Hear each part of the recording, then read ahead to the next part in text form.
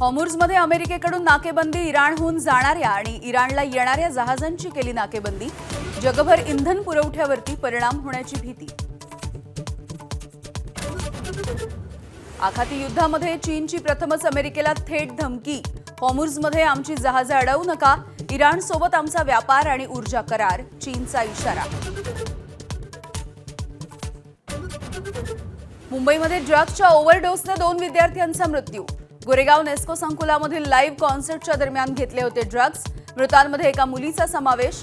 Police ठाण्यामध्ये सदोष मनुष्यवधाचा गुन्हा दाखल, 3 जणांना अटक.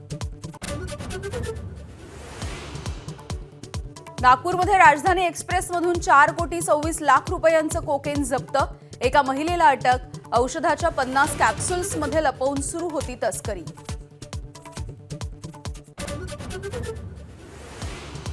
अमरावतीच्या परतवाड्यामध्ये अखेर मुलींचे अश्लील व्हिडिओ व्हायरल केल्याप्रकरणी मोहम्मद अयाजवरती गुन्हा दाखल. आमदार प्रवीण तायडेंच्या तक्रारीनंतर गुन्हा. नाशिकच्या टीसीएसमधील लैंगिक शोषणाची टाटा सन्सकडून अंतर्गत चौकशी सुरू. कसलेही शोषण किंवा दबाव सहन करणार नाही, असं अध्यक्ष एन चंद्रशेखरन यांचं स्पष्टीकरण.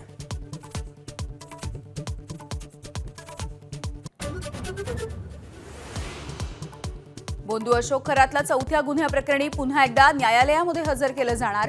महिलेला लग्नाचं आमिष दाखवून लैंगिक शोषण केल्याचा देखील आरोप. पोलीस पुन्हा एकदा खरातची पोलीस कोठडी मागण्याची शक्यता. आशा भोसले यांच्या निधनाची बातमी देणाऱ्या आणि गाणी दाखवणाऱ्या जिओ न्यूजला पाकिस्तान सरकारची नोटीस. भारताशी निगडीत सामग्री दाखवण्यास केली मनाई. प्रशांत किशोर यांच्या आयपॅकचे संचालक ईडीच्या ताब्यात. विनेश चांडेल यांना दिल्लीमधून ईडीनं घेतलं ताब्यात. पश्चिम बंगालमध्ये ममता बॅनर्जी यांच्या प्रचार अभियानाचं आयपॅककडे काम. अकोल्यामध्ये काल देशामधलं सर्वाधिक 43.8 डिग्री सेल्सिअस इतक्या तापमानाची नोंद. अमरावती, यवतमाळ, वर्ध्यामध्येही पारा राहिला 43 अंशांच्या पुढे.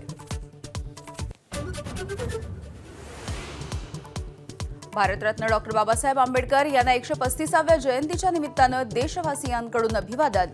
चैत्यभूमीवरती लोटला भीम अनुयायांचा सागर. एबीपी माझा, उघडा डोळे बघा नीट.